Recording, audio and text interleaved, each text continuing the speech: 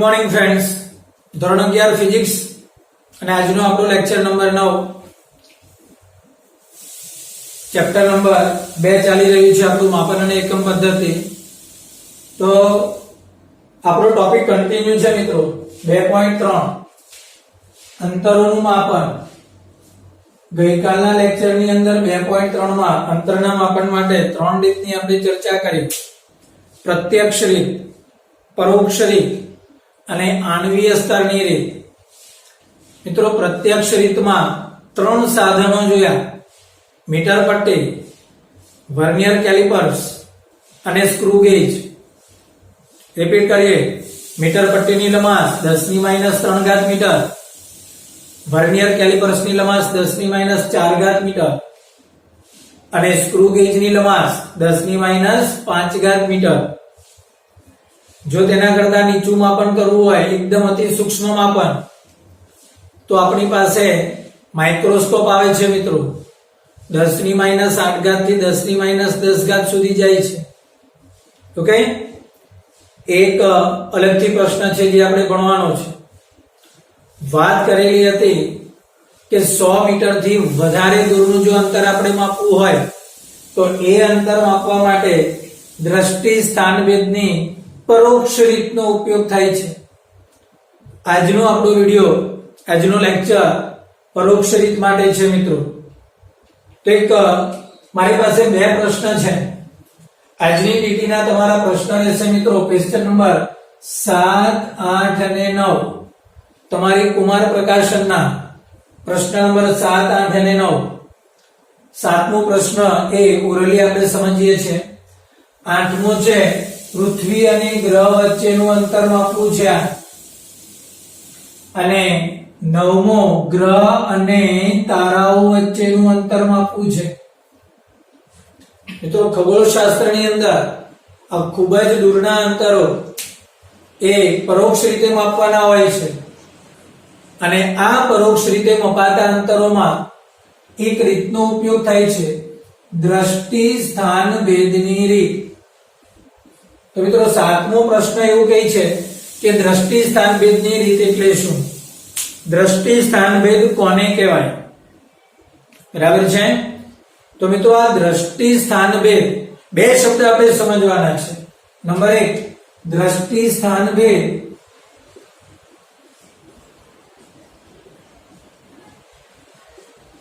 અને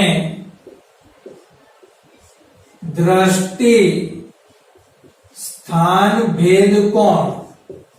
ખૂણો. કોણ એટલે ખૂણો. હવે આ દ્રષ્ટિ સ્થાન ભેદ કોને કહેવો અને દ્રષ્ટિ સ્થાન ભેદ કોણ એટલે કે ખૂણો કોને કહેવો? એક સરળ ભાષામાં તમને એક ઉદાહરણ તમને આપું મિત્રો. ધારી લો કે અહીંયા દિવાલ છે, આ પેન છે, આ પેનને મારે જોવાની છે. જનરલી આપણે જોવા માટે 2 આંખનો ઉપયોગ કરીએ છીએ, પણ મિત્રો બંને આંખ સ્વતંત્ર છે. બંને આંખના પ્રતિબિંબો અલગ અલગ છે. જો તમે એક કામ કરો, તમે આ આંખને બંધ કરો અને આ તમારી પેનનું અવલોકન આ આંખ વડે તમે કરશો. ઓકે, તો આ પેન, આ તમારી દ્રષ્ટિ રેખા થઈ મિત્રો. શું કહેવાશે? આ દ્રષ્ટિ રેખા. ઓકે, જો પાછળ દિવાલ હશે તો આ દ્રષ્ટિ રેખા આ રીતે જશે. આમ જો તમે આ આંખ વડે અવલોકન કરશો, જો મિત્રો અહીંયા તમે આ એક્સપેરિમેન્ટ જાતે કરી શકો છો. આ આંખ વડે પેનને જોશો, પછી આ આંખ વડે પેનને જોશો, તો તમારી દ્રષ્ટિ રેખા આમ જશે. બંને કિસ્સામાં તમને એવો આભાસ થશે કે પેન ખસે છે, પણ ના, પેન નથી ખસતી. પેનનું સ્થાન તો ત્યાં ને ત્યાં જ છે, પણ પેનના સ્થાનમાં તમને ભેદ દેખાય છે. સ્થાન ભેદ. જો દ્રષ્ટિ તમારી છે, સ્થાન પેનનું છે, પણ એમાં તમને ભેદ જણાયો. કેમ? તો કે અવલોકનકાર એટલે કે દ્રષ્ટિ રેખા બદલાઈ ગઈ. સમજમાં આવે છે વાત? તમારી જોવાની સ્થિતિ બદલાય તો પદાર્થનું સ્થાન જુદું હોય તેવો આભાસ થાય. હવે છે સમજમાં? પેન તો અહીંયા જ છે, પેન અહીંયા જ છે. તમે આ એંગલ થી જુઓ છો અને આ એંગલ થી જુઓ છો તો બંનેના સ્થાન બદલાય છે. તો મિત્રો આને દ્રષ્ટિ સ્થાન ભેદ થયું કહેવાય. સ્થાનમાં ભેદ છે અને એ દ્રષ્ટિ ફરવાને કારણે બદલાય છે. દ્રષ્ટિ બદલાવાને કારણે આ સ્થાનમાં ભેદ આપણને જણાવ્યો છે. આવી જ રીતે મિત્રો સામે ટેલિસ્કોપ પડેલો હોય, અહીંયા ટેલિસ્કોપ છે, પૃથ્વી પર ટેલિસ્કોપ રાખો અને તમે ચંદ્રનું અવલોકન કરો જુદા જુદા સ્થળ પરથી. હા, દાખલા તરીકે આ પૃથ્વી છે, પૃથ્વી પરથી તમે આ ગ્રહના બે છેડાનું અવલોકન કરો તો તેમના સ્થાનમાં ભેદ જણાશે. અથવા આ રીત છે મારી પાસે, પૃથ્વીના બે સ્થાન પરથી આ ગ્રહનું તમે અવલોકન કરો. જો અહીંયા આ ગ્રહના વ્યાસાંત બિંદુઓ પર અવલોકન થયું છે. ટૂંકમાં જોવાની દ્રષ્ટિ તમારી જો બદલાય તો ત્યાં સ્થાન ભેદ થાય. તો આ રીતને દ્રષ્ટિ સ્થાન ભેદ થયો કહેવાય. અને જ્યારે આ દ્રષ્ટિના સ્થાનમાં ભેદ થાય ત્યારે બંને દ્રષ્ટિ રેખા વચ્ચે કઈ ખૂણો બને. જો મારી પાસે આજે પહેલો પ્રશ્ન છે, તેમાં એક ટેલિસ્કોપ A પર રાખ્યું ને બીજું ટેલિસ્કોપ B પર રાખ્યું અને મેં કોઈ ગ્રહનું અવલોકન કર્યું. આ વ્યાસાંત બિંદુ છે, પૃથ્વીના વ્યાસના છેડાઓને વ્યાસાંત બિંદુઓ કહેવાય. પૃથ્વીના વ્યાસના છેડાઓને વ્યાસાંત બિંદુઓ કહેવાય. તો પહેલી દ્રષ્ટિ રેખા આમ ગઈ, આ બીજી દ્રષ્ટિ રેખા આ બાજુ ગઈ, તો એ જે ખૂણો બન્યો તેને શું કહીશું આપણે? દ્રષ્ટિ સ્થાન ભેદ કોણ. પેનની વાત કરો, તમે આ આંખથી જોયું, આ આંખથી જોયું તો આ એક દ્રષ્ટિ રેખા થઈ, આ બીજી દ્રષ્ટિ રેખા થઈ.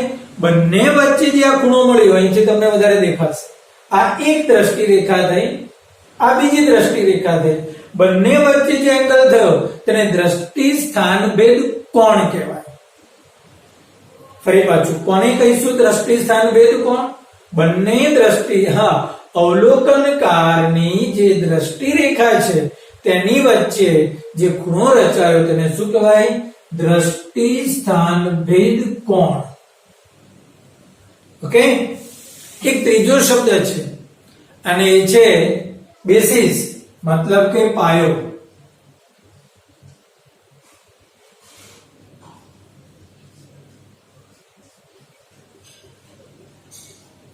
તમે મારી આ એક આંખમાંથી એક દ્રષ્ટિ રેખા આ બાજુ નીકળી, આ આંખમાંથી દ્રષ્ટિ રેખા આ બાજુથી નીકળી, તો આ બે અવલોકનકાર થયા. આ બે અવલોકનકાર વચ્ચેના અંતરને પાયો કહેવાય, બેસિસ તરીકે ઓળખાય. હવે છો સમજમાં? તો બેસિસ એટલે શું થશે? તો બે અવલોકનકાર, એમ જો જોવાની વસ્તુ એક છે પણ જોનાર બે છે, તો એ જે બે જોનાર છે તેમની વચ્ચેનું જે અંતર છે તેને શું કહેવાય? બેસિસ. આ ત્રણ વસ્તુ તમારા ધ્યાનમાં હોવું જોઈએ મિત્રો. એક તો દ્રષ્ટિ સ્થાન ભેદ કોને કહેવાય, દ્રષ્ટિ સ્થાન ભેદ કોણ કોને કહેવાય, અને ત્રીજું બેસિસ અથવા તો પાયો કોને કહેવાય. મિત્રો આ સમજૂતી તમને તમારા પ્રશ્ન નંબર 7 માં મળશે. તો આજની દીકરીનો આ એક પહેલો પ્રશ્ન કે દ્રષ્ટિ સ્થાન ભેદ એટલે શું તે સમજાવો. ઓકે, ચાલો હવે તો આપણે આપણા પહેલા પ્રશ્ન પર એટલે કે પ્રશ્ન નંબર 8 પર આપણે આગળ વધીએ છીએ.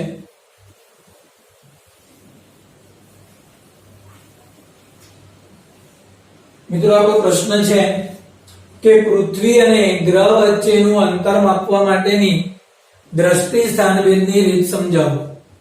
ફરી પાછું, કોની વચ્ચેનું અંતર માપવાનું છે? પૃથ્વી અને ગ્રહ વચ્ચેનું અંતર. મિત્રો અમારી પાસે પૃથ્વી છે, સામેની બાજુ ગ્રહ છે. આ જેટલું જોઈએ છે તેટલું સરળ નથી મિત્રો. ઓકે, આ પૃથ્વી અને આ ગ્રહ. ઓકે, પૃથ્વી અને ગ્રહ વચ્ચેનું અંતર કેપિટલ ડી છે. એટલે અહીંયા હું લખીશ કે કેપિટલ ડી બરાબર પૃથ્વી અને ગ્રહ વચ્ચેનું અંતર થશે. કેપિટલ ડી બરાબર શું થશે? પૃથ્વી અને ગ્રહ વચ્ચેનું અંતર એટલે કેપિટલ ડી થયું. ઓકે, ચાલો આ અંતર ખૂબ જ મોટું હશે. અને બીજું મિત્રો, આ મારી પાસે A અને B છે, તો આ વ્યાસાંત બિંદુઓ છે મિત્રો. ઓકે, એટલે આ A અને B, તો અહીંયા કોઈ ચાપ બને, એ ચાપ AB જેને આપણે B તરીકે ઓળખીશું. એટલે ખરેખર બે વ્યાસાંત બિંદુઓ વચ્ચેનું અંતર એટલે કે આ ચાપ B થશે. તો તમે મિત્રો અહીંયા બીજું એ લખી શકો કે તમારી પાસે ચાપ AB મળ્યો, તો ચાપ AB બરાબર B થયો. બીજા શબ્દોમાં એવું લખાય કે બે વ્યાસાંત બિંદુઓ વચ્ચેનું અંતર. ઓકે, બે વ્યાસાંત બિંદુઓ વચ્ચેનું અંતર છે. ઓકે, આ દ્રષ્ટિ સ્થાન ભેદ કોણ થયો મિત્રો? શું થયો? દ્રષ્ટિ સ્થાન ભેદ કોણ. શું કરવાનું છે? એકવાર ટેલિસ્કોપ અહીંયા રાખ્યો મિત્રો, ક્યાં? A પર, અને ગ્રહને જોયું, તો મિત્રો આપણને દ્રષ્ટિ રેખા કઈ મળી? AB. અચ્છા, સેકન્ડ ટાઈમ તમે ટેલિસ્કોપને અહીંયા રાખ્યું, તો તમને દ્રષ્ટિ રેખા કઈ મળી? તો કે BS. તો આપણી પાસે ES અને BS એ શું છે? તો કે બે દ્રષ્ટિ રેખા, અને થીટા એ શું છે? તો કે દ્રષ્ટિ સ્થાન ભેદ કોણ છે મિત્રો. અહીંયા એક વસ્તુની આપણે નોંધ લેવાની થાય, અને એ કંઈક આ છે કે B/D is very less than 1. મિત્રો આનો મતલબ એ થાય કે આ D ને આ બાજુ લઈ લો, તો આનો મીનિંગ એ થાય કે B એ D કરતા ખૂબ નાનો છે. ફરી પાછું, આ B એ D કરતા ખૂબ નાનો છે. આ B એટલે આ ચાપ થયો, અને આ D એટલે આ ત્રિજ્યા થઈ. યાદ કરો ગઈકાલની વાત, આ ખૂણો, આ ચાપ અને આ ત્રિજ્યા થઈ. તો મિત્રો આપણી પાસે એક સૂત્ર મળે છે, ખૂણો બરાબર ચાપ ભાગ્યા ત્રિજ્યા. હવે ચાલ સમજમાં. ઓકે, પણ એ ક્યારે સૂત્ર વપરાય? યાદ કરો આપણી કન્ડિશન બે. એક તો ખૂણો રેડિયનમાં હોય, અને બીજું ખૂણો ખૂબ નાનો. જો આ ચાપ ખૂબ નાનો હોય અને ત્રિજ્યા ખૂબ મોટી હોય, તો ખૂણો ખૂબ નાનો બને મિત્રો. તો આપણું આ સૂત્ર, ગઈકાલનું જે સૂત્ર હતું એ આપણે અહીંયા વાપરી શકીશું. શું હતું સૂત્ર? તો કે ખૂણો બરાબર ચાપના છેદમાં ત્રિજ્યા. ખૂણો કેટલાનો? તો કે થીટા. મિત્રો આ થીટા આપણે રેડિયનમાં આપણે કન્વર્ટ કરી શકીએ. ચાપ કેટલાનો? તો કે ચાપ કેટલો છે? તો કે B. અને ત્રિજ્યા, ત્રિજ્યા કેટલી છે? તો કે કેપિટલ D. આ B એટલે શું થશે મિત્રો? ચાપ AB. અને આ D એટલે શું થશે? તો કે કાં તો AS બોલો અથવા તો BS બોલો. આવી છે વાત સમજવા મિત્રો. ફરી પાછું શું કર્યું આપણે? એક ટેલિસ્કોપને પૃથ્વીના છેડા A પર રાખ્યું, બીજા ટેલિસ્કોપને પૃથ્વીના છેડા B પર રાખ્યો, અને બંનેનું નિરીક્ષણ કોનું કર્યું? ગ્રહનું. આ ગ્રહ સાથેનું નિરીક્ષણ કર્યું આપણે. બરાબર છે? ઓકે, અને આ આપણો ચાપ થઈ ગયો. તો આ ચાપ AB થયો, ખૂણો થીટા થયો. મિત્રો આ B ખૂબ ના, જો ખરેખર તો B ઘણો મોટો હોય. પૃથ્વીની પોતાની ત્રિજ્યા 6400 કિલોમીટર છે, તો વ્યાસ તેના કરતા ડબલ થાય. 6400 6400 કિલોમીટર તો તેનો વ્યાસ, તેની ત્રિજ્યા છે, બરાબર છે? તો વ્યાસ કેટલો થાય? 12800 કિલોમીટર. નાનો ન કહેવાય, પણ છતાં બી એ નાનો છે. કોની કમ્પેરિઝનમાં? તો કે પૃથ્વી અને ગ્રહની વચ્ચેના અંતરની કમ્પેરિઝનમાં એ નાનું છે. હવે ચાલ સમજમાં. માટે થીટા પણ નાનો છે, માટે આ સૂત્ર આપણે એપ્લાય કરી શકીશું. કયું? તો કે ખૂણો બરાબર ચાપ ભાગ્યા ત્રિજ્યા. હવે આ ખૂણો આપણને મળી જાય. કેવી રીતે? તો કે ટેલિસ્કોપ આપણે અહીંથી અહીંયા ફેરવેલું છે, તો અહીંયા ટેલિસ્કોપ રાખો અને તેનો રીડિંગ લો. એ આપણું કામ નથી, એ ખગોળશાસ્ત્રનું કામ છે, બરાબર છે? ટેલિસ્કોપને અહીંયા રાખી રીડિંગ લઈ લો, પછી ટેલિસ્કોપને પૃથ્વીના બીજા છેડા પર ખેંચી જાઓ અને રીડિંગ લઈ લો, અને બંને રીડિંગની બાદબાકી કરો એટલે થીટા મળે. એટલે આ આપણને મળી જશે ઈઝીલી. ઓકે. બીજું, આ જે બી છે એ આપણે જાણીએ છીએ, જે મેં તમને હમણાં વાત કરી તેમ વ્યાસ. ઓકે. તો બે વસ્તુ જાણો છો તો ત્રીજી અજ્ઞાત રાશિ મળે કે નહીં? સિમ્પલ છે. તમે ડી ને કરતા બનાવો તો મિત્રો આ ડી બરાબર શું થશે? તો કે બી ના છેદમાં થીટા. તો આ આપણને આપણો પ્રશ્ન જે હતો કે પૃથ્વી અને ગ્રહ વચ્ચેનું અંતર, આ પૃથ્વી અને ગ્રહ વચ્ચેનું અંતર એટલે કે કેપિટલ ડી આપણને મળી ગયું. કઈ રીતનો ઉપયોગ કર્યો આપણે? દ્રષ્ટિ સ્થાન ભેદની રીત. બોલો, હવે છે સમજમાં? ક્લિયર? તો આ આપણો પ્રશ્ન નંબર 8 થયો. 7 નંબરના પ્રશ્નમાં શું જોયો? દ્રષ્ટિ સ્થાન ભેદ કોને કહેવાય તે. અચ્છા, 8 નંબરના પ્રશ્નમાં આપણે શું જોયો? તો કે આ દ્રષ્ટિ સ્થાન ભેદની રીતનો ઉપયોગ કર્યો. પૃથ્વી અને ગ્રહ વચ્ચેનું અંતર આપણે ચેક કર્યું. પડી સમજ? ઓકે. હવે આપણે આગળ પ્રશ્ન નંબર 9 જોવા માટે જઈએ છે. ઓકે. ચાલો, 9 નંબરના પ્રશ્નમાં ગ્રહ કે કોઈ પણ તારાઓનું પરિમાણ માપવું છે મારે. પરિમાણ એટલે ત્રિજ્યા, વ્યાસ, પછી તેનું ક્ષેત્રફળ, પરિઘ, આ બધાને તો પરિમાણ કહેવાય. મારે અહીંયા પૃથ્વી પર રહીને ગ્રહનો વ્યાસ માપવો છે. કઈ રીતે પોસિબલ થાય?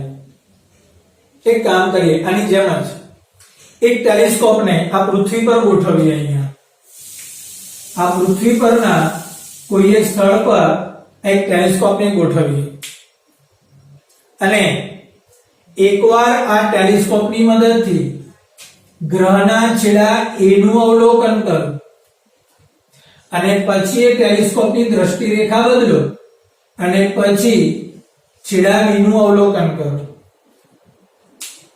ફરી પાછું શું કર્યું મેં?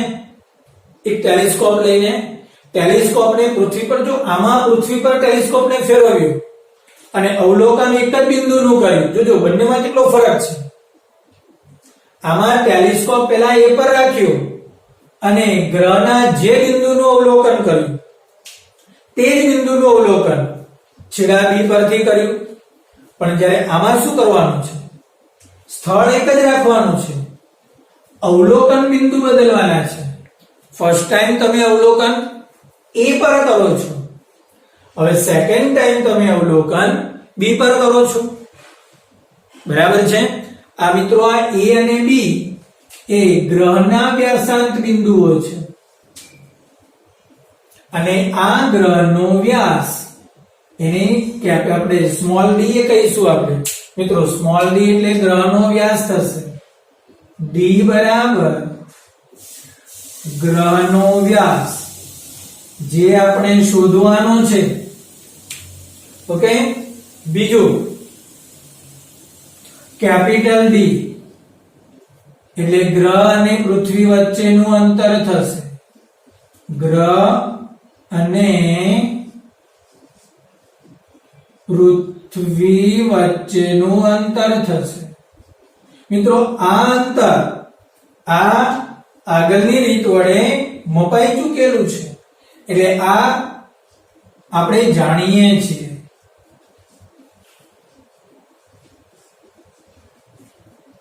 આ ડી શોધવાનું છે અને કેપિટલ ડી આપણે જાણીએ છીએ. ઓકે, તમે ટેલિસ્કોપ પૃથ્વી પર એકવાર એ પર અને એકવાર બી પર તમે સેટ કરશો તો ટેલિસ્કોપના રીડિંગ પરથી તમને આલ્ફા પણ મળી જશે. તો મિત્રો અહીંયા બે રાશિ જ્ઞાત છે અને એક રાશિ અજ્ઞાત છે. કઈ બે રાશિ જ્ઞાત છે? તો કે આલ્ફા જ્ઞાત છે અને કેપિટલ ડી જ્ઞાત છે. ફરી પાછું, કેપિટલ ડી એટલે શું? ગ્રહ અને પૃથ્વી વચ્ચેનું અંતર. કેવી રીતે જ્ઞાત છે? આગળના પ્રશ્ન પરથી જોઈ લો. અચ્છા, આલ્ફા કેવી રીતે જ્ઞાત છે? તો કે ટેલિસ્કોપનું એકવાર આ દ્રષ્ટિ રેખાનું રીડિંગ, બીજી વાર આ દ્રષ્ટિ રેખાનું રીડિંગ, અને બંને રીડિંગની બાદબાકી કરો એટલે આપણને શું મળશે? આલ્ફા મળશે. બરાબર છે? બંને શું મળશે? આપણને આલ્ફા મળશે. ઓકે, ચાલો હવે એ જે આપણને આલ્ફા મળવાનું છે બંને વચ્ચેનું, બરાબર છે? ચાલો, આલ્ફા મળી ગયો, કેપિટલ ડી મળી ગયો. શોધવાનું છે શું? Small D. સૂત્ર મિત્રો આ છે. કયું? ખૂણો બરાબર ચાપ ભાગ્યા ત્રિજ્યા.